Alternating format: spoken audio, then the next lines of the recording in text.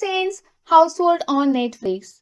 Changing the household on Netflix involves updating the primary location associated with your Netflix account. So, the Netflix definition of a household typically refers to the primary location where the account is useful, where the account is used most frequently.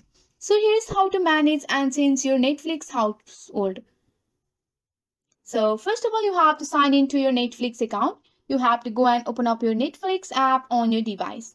Once you have opened up your Netflix app, you have to enter your credential to log in. Once you have the login to your account, you have to click on your profile icon.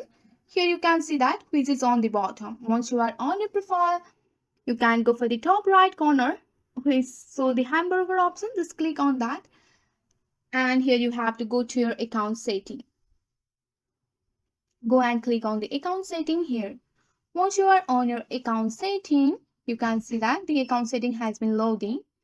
And here you have to go. So with the help of this simple step, you can easily see all new games on the Play Store.